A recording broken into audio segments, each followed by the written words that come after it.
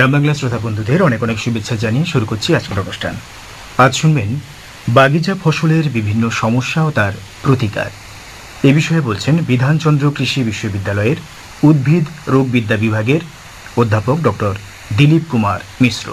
বাগিচা ফসল চাষ করতে গেলে আমাদের কী কী জিনিস মাথায় রাখতে হবে, কিভাবে আমরা ভালো ফলন পেতে পারবো এবং তার গুণমানও যাতে ভালো হয়, আমার ফসলটা যাতে নষ্ট না হয় সেটার দিকে লক্ষ্য রাখতে হবে।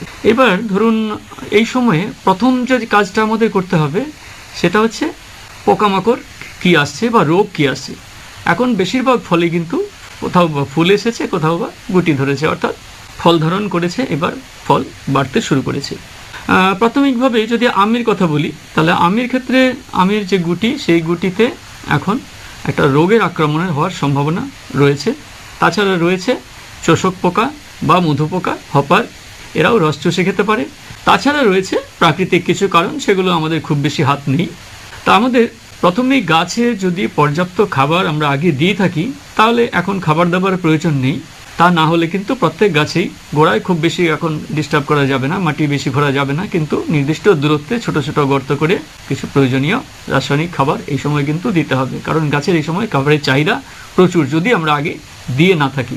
এছাড়া ফল ঝরে যাওয়ার প্রবণতা রয়েছে, বিভিন্ন গাছের ক্ষেত্রেই সেটা রয়েছে।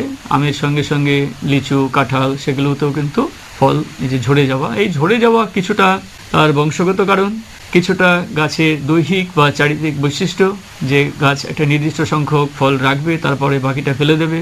তবে আমাদের যা করণীয় সেটা হচ্ছে লক্ষ্য রাখা কোনো রোগ পোকার আক্রমণ হচ্ছে কিনা, তাহলে সেটার নিয়ন্ত্রণ। এবং গাছে আরেকটা বড় কারণ যেটা আমরা অনেক সময় লক্ষ্য করি না, মাটিতে জলের ভারসাম্য। মাটিতে অর্থাৎ গাছের গোড়ায় জলের ভারসাম্যটা রক্ষা করা কিন্তু খুব প্রয়োজন এই ফল ঝরা আটকানোর ক্ষেত্রে। সেটা আমরা লিচুই হোক, কাঁঠাল হোক, বা আম হোক, বা লেবু হোক, সবার ক্ষেত্রেই। অর্থাৎ আমরা দীর্ঘদিন গাছে জল দিলাম না, বা গ্রীষ্মকাল এখন গরম পড়েই গেছে, প্রায় বসন্ত শেষ হলেও বসন্তের মধ্যেই প্রচণ্ড গরম শুরু হয়ে গেছে, মাটিও শুকিয়ে যাচ্ছে। সেক্ষেত্রে আমাদের নির্দিষ্ট দিন অন্তর মাটির অবস্থা বুঝে 7 দিন হোক, 10 দিন হোক, 15 দিন অন্তর অল্প অল্প কিন্তু গাছের পরিমাণ গোড়ায় জলসেচ দিতে হবে। কারণ অনেক সময়ই গাছের মাটি অনেকটা শুকিয়ে থাকে, তারপরে যখন হঠাৎ করে আমরা সেচ দিই বা হঠাৎ কালবৈশাখীতে বৃষ্টি হয়, প্রচুর জল জমে গাছের গোড়ায়, তখন কিন্তু এই ভারসাম্যটা নষ্ট হয়ে জলের গাছের এবং ফলের মাঝখানে, যার ফলে কিন্তু ফল বোটা খসে পড়ে নষ্ট হয়। লিচুর ক্ষেত্রে আমাদের এই সময় লিচু ফুল আসছে, কিছুদিন বাদেই লিচুর গুটি আসবে।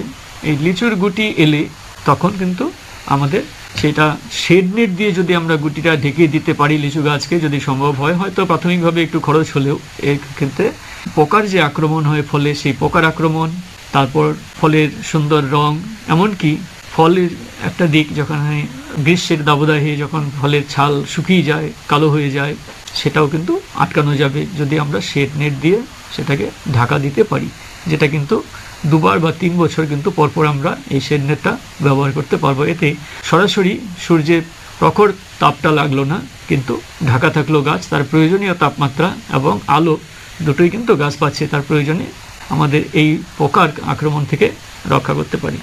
আমরা যদি কাঁঠালের ক্ষেত্রে কথা বলি, তাহলে কাঁঠালের ক্ষেত্রেও মুচি তো ঝরে যায়, আমরা জানি। কাঁঠালের ছোট ফুলকেই আমরা মুচি বলি। আমরা জানি কাঁঠাল একটি যৌগিক ফল। এক্ষেত্রে 2 ধরনের ফুল গাছের মধ্যে সাধারণত দেখতে পাই, যে এক ধরনের ফুল হচ্ছে লম্বা সরু তার বোটা, আর একটা হচ্ছে বোটাটা বেটে মোটা এবং তার ফলের মাথায় একটা টুপির মতো বস্তু, ভারী একটা সবুজ রঙের টুপির মতো বস্তু থাকে, যেটা স্ত্রী ফুল। এবং এর মাঝামাঝিও এক ধরনের ফুল আসে, যেটা অনেক সময় যদি পরাগ সংযোগ ঠিক মতো হয়, গাছে যদি খাদ্য প্রচুর পরিমাণে সঞ্চিত থাকে, তাহলে এই মাঝামাঝি ফুলগুলোও কিন্তু ফলে রূপান্তরিত হতে পারে।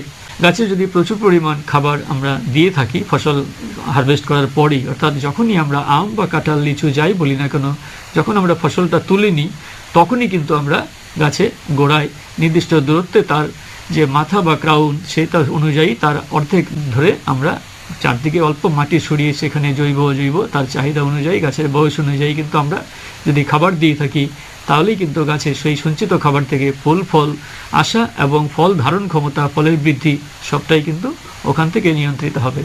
এছাড়া এই বাগিচা ফসলের আরেকটা দিক হচ্ছে যে আমরা ফসল তোলার পর কিন্তু প্রত্যেকটা গাছকে ছেটে দিতে হবে। যদিও এই ছাঁটাটা কিন্তু ছোটবেলা থেকেই 2 বছরের বয়স থেকেই কিন্তু এই গাছটা ছাঁটতে হয়।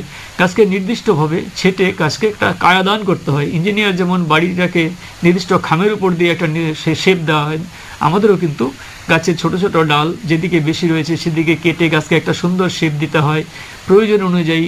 যেমন কাঁঠাল গাছের ক্ষেত্রে কাঁঠাল গাছের কাণ্ড থাকবে, মোটা ডাল থাকবে। আবার লিচু গাছের ক্ষেত্রে লিচু যেহেতু বা আম যেহেতু ডগায় হয়, সেগুলো ভেতরের দিকে ডালগুলো আমরা ছেটে দেব গাছে, যাতে আলো প্রবেশ করতে পারে, বায়ু চলাচল করতে পারে, কিন্তু উপরের দিকের ডগাগুলো সুন্দর থাকবে, রোদ পাবে প্রত্যেকেই, সেখান থেকেই কিন্তু মুকুল আসবে। এভাবে প্রয়োজন অনুযায়ী বিভিন্ন ফসলের আমরা যদি এই প্রযুক্তিগুলো ব্যবহার করি, এবং অবশ্যই প্রয়োজন যখন হবে কোনো রোগের আক্রমণ হলে বা পোকার আক্রমণ হলে সেটা দেখতে হবে, খাবার দিতে হবে, জল দিতে হবে, যত্ন নিলে আমরা ভালো ফসল আশা করতে পারি। এতক্ষণ শুনলেন বাগিচা ফসলের বিভিন্ন সমস্যা ও তার প্রতিকার। এ বিষয়ে বললেন বিধানচন্দ্র কৃষি বিশ্ববিদ্যালয়ের উদ্ভিদ রোগবিদ্যা বিভাগের অধ্যাপক ডক্টর দিলীপ কুমার মিশ্র।